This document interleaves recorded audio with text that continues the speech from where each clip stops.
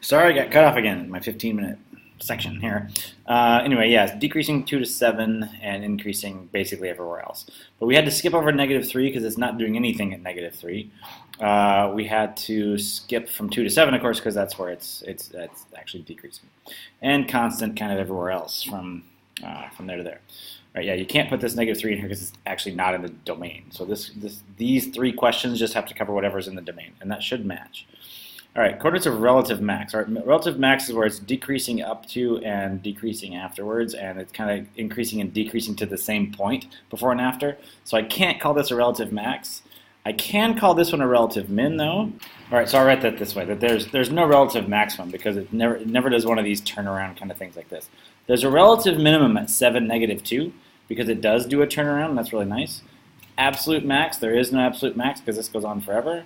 Absolute min, I'm really not sure. I'm actually going to want to, you have to forgive me here. I'm going to want to consult with the Algebra 2 PLC on what they want for this thing because, you know, there's definitely a minimum that it doesn't go below, but what's the coordinate of that? I don't know because, sorry about the thunder. My gosh, it's loud here today.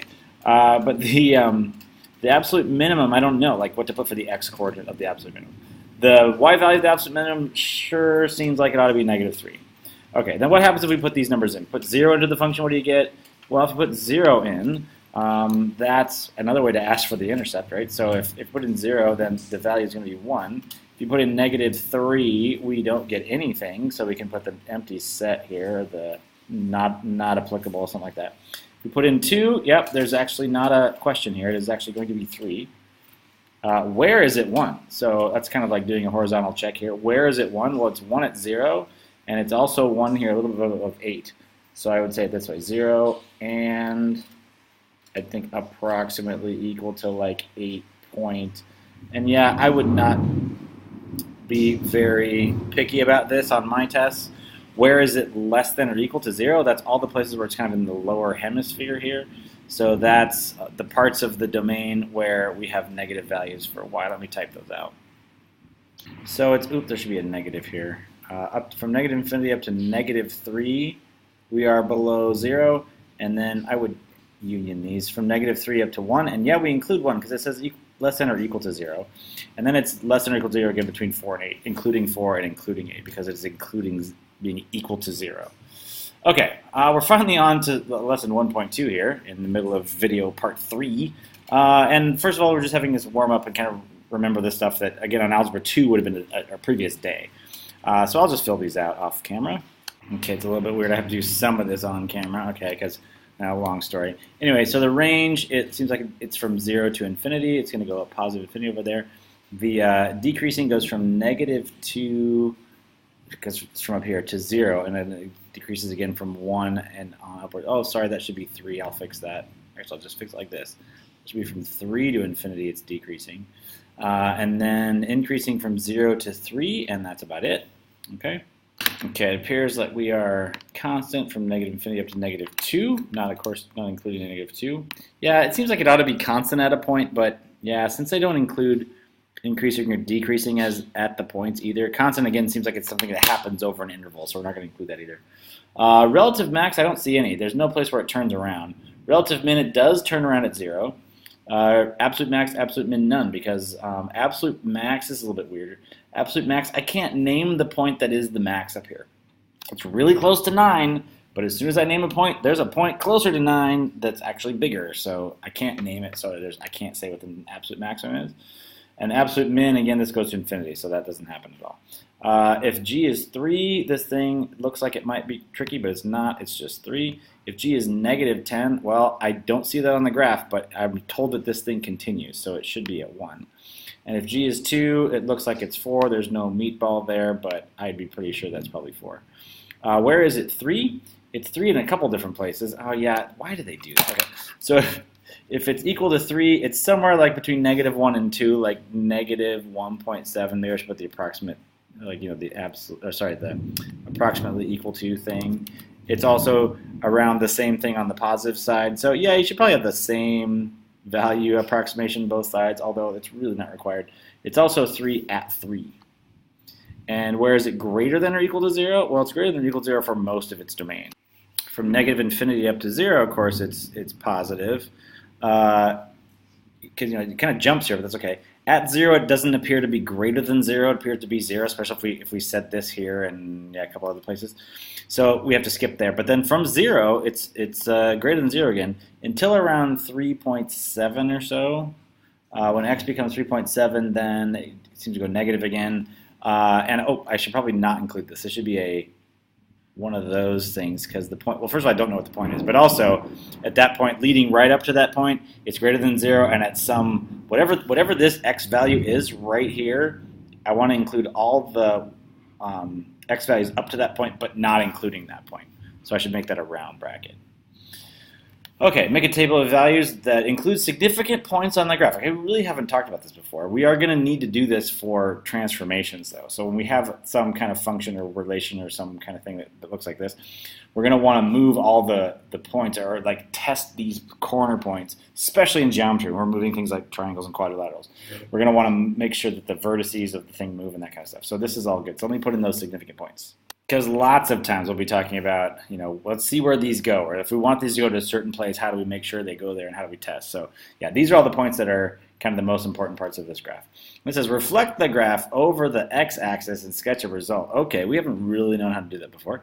But reflect it over the x-axis. Well, it's easy to do on coordinates. It's not as easy to do in geometry without coordinates, but we'll do that when we're together.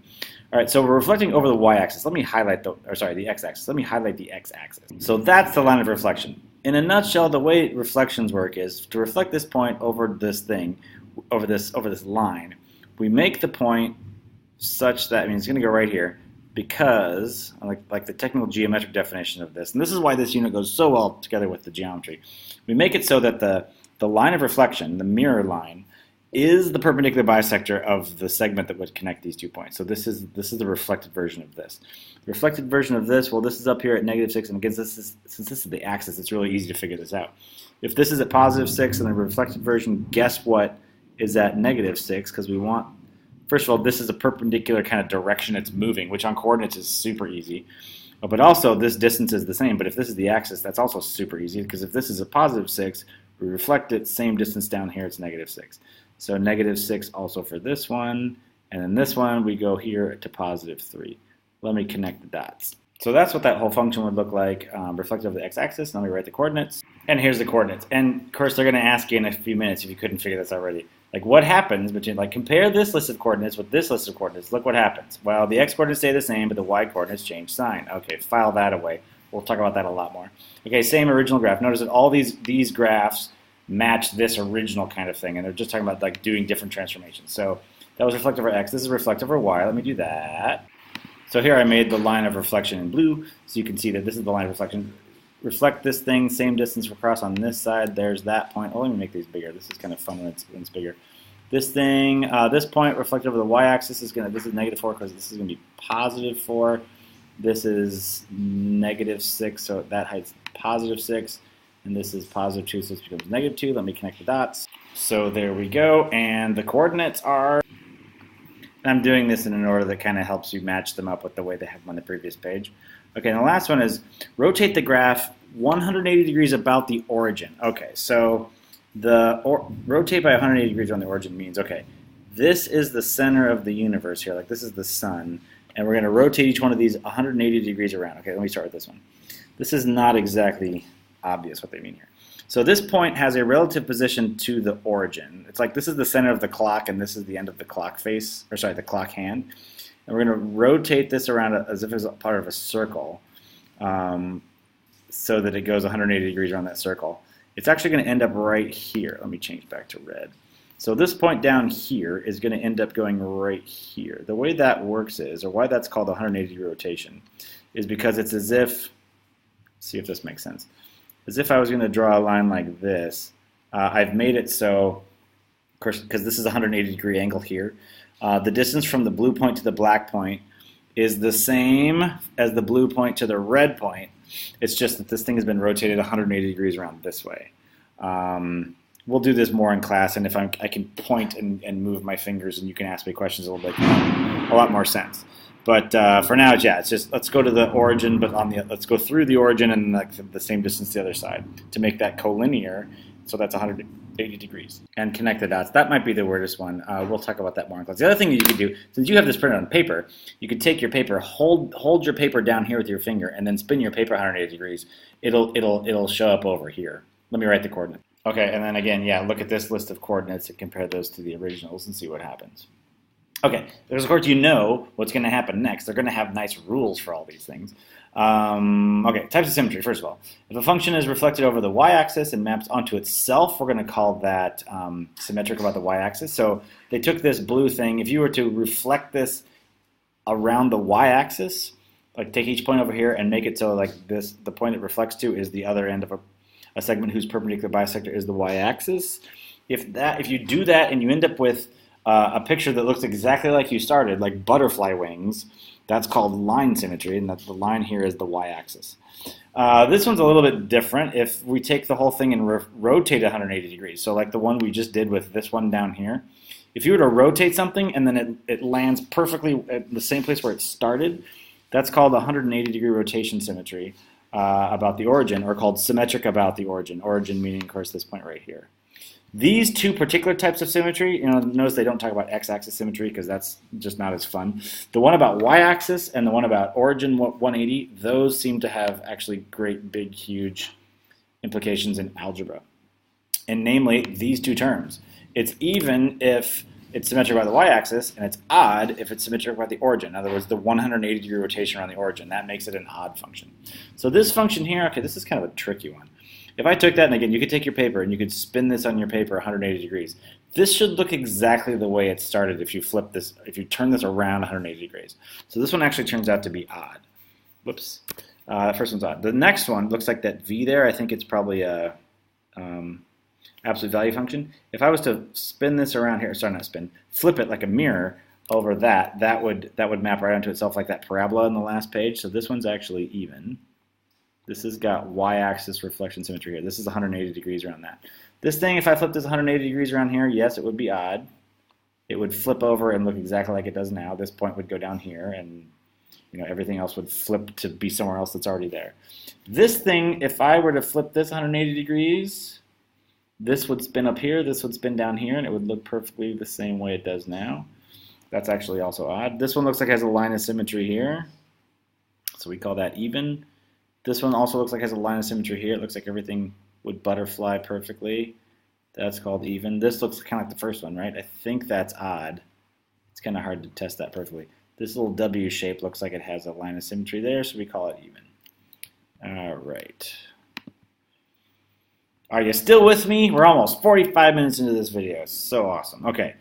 Even, odd, or neither. Oh, there was a little note at the bottom here. Like, not every function, like you see these 8 examples, it looks like everything's either odd or even, and every number, like every integer, seems to be odd or even. No, it's very possible that we have something that's neither. There's a lot of neither in this world.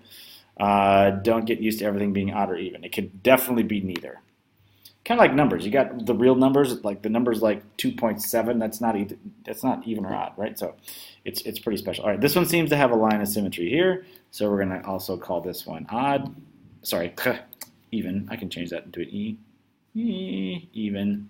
All right, this one. See, if you flip this around here, you'd get a new line that was kind of like this. If you take your paper and spin this around, this isn't going to look exactly like this in the same location. So this is actually a neither, finally demonstrating that there is such a thing. This one, yeah, if I do it there, it's fine. If I do a line of reflection, that's going to work. It's even. This one, since it goes right through here, if I did this 180 degrees, yep, that would go there, that would go there, it would be perfect. And this will turn out to be odd. All right, we're coming to the end of another segment. Oh, origin symmetry. Okay, this thing. If I want to make this look like it has 180 degree rotation symmetry, like if I was going to take this thing, spin it around here by 180 degrees, it will have to look something like this. Like it's going to have to go this way. Let me do that off camera because I'm almost out of time. So if you notice from the other examples, this 4, 3 has to go back 4 down this way and back down 3 here just to be perfect, etc. So if I'm going to connect those dots, this thing is going to go something like this. Now it's not going to be perfect. Whoa, I missed already.